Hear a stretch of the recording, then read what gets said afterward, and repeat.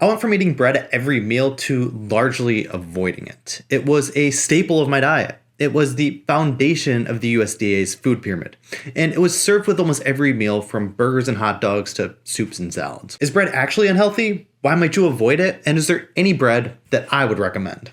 Well, let's get into it. According to the dietary guidelines for Americans, 98% of people aren't consuming enough whole grains. That's about everybody. And bread is the #1 source of whole grains in the American diet. Bread is also our top source of fiber, but not surprisingly, only 3% of the population meet the fiber intake recommendation.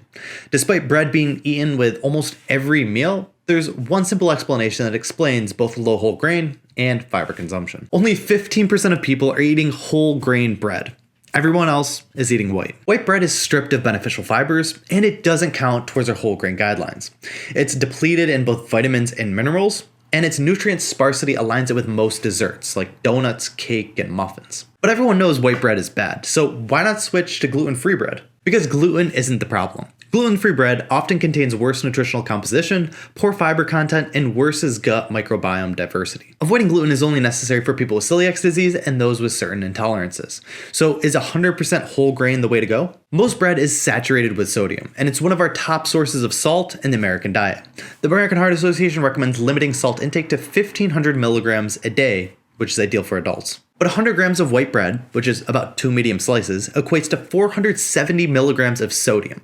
So that's about 33% of your daily salt intake, with only 15% of your daily caloric intake.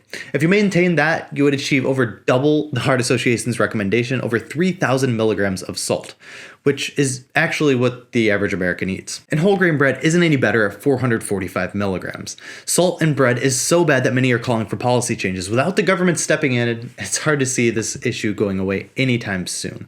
And it's not something that 100% whole grain fixes. But the sodium content isn't even my biggest concern. You need flour to make bread. And to make flour, you take a whole grain like wheat and process it down to a powder. So you've gone from this slowly digested whole food to this instantly absorbed dust. A food's glycemic index is a metric that measures its digestion and absorption rate. Wheat, the whole kernel, has a glycemic index of 30. That is low and slow. White bread is a 75. Whole grain bread isn't much better at about 73. And while there are some specialty breads that can reach glycemic indexes down around 53, nothing beats the water-cooked whole grain. Whiter wheat isn't fixing the glycemic load. This causes bread to be extremely energy dense. 100 grams of bread is 300 calories. 100 grams of quinoa, only 120 calories. And 100 grams of strawberries, only 30 calories. Bread is 10 times more energy dense as strawberries. And humans tend to prefer eating energy-dense foods, which is why I'll crave bread over strawberries any day of the week. You can eat more calories per bite, and it's why increases in bread consumption are associated with more weight gain and waist circumference gain. There's also the issue of glycation end products, or AGEs. Compounds like these generated during the baking and toasting process create pro-inflammatory and toxic compounds. These are the same AGEs that are present in charred meat that increase cancer risk. Now, I'm not saying there's enough AGEs in bread to lead to an increased risk of cancer, but it's at least worth considering. I like to decrease my toxin exposure. And then there's the addition of sugar, oil, and preservatives added to almost all breads. These are things that you're just not going to find from consuming the water-cooked whole grain. With all that being said, you might think that I never eat bread, but I do.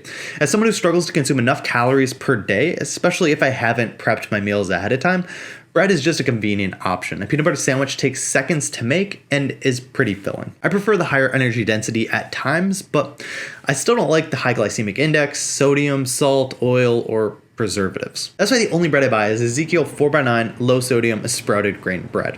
It's a grainy bread because it's flourless.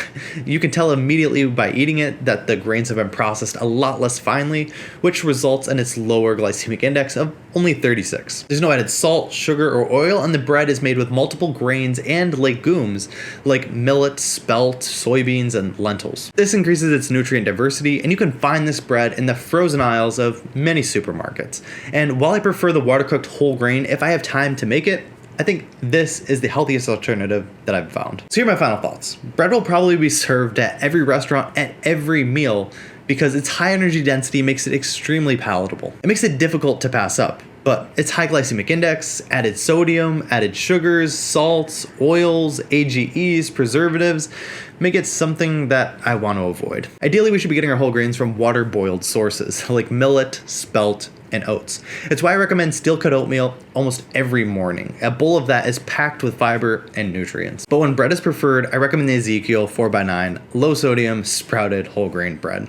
It is the healthiest alternative I've found, and it's my latest habit for health excellence. Thanks for stopping by, and if you're interested in more habits for health excellence, feel free to check out my weekly newsletter where I include posts like these along with the most important things that I've read, watched, or listened to in the past week.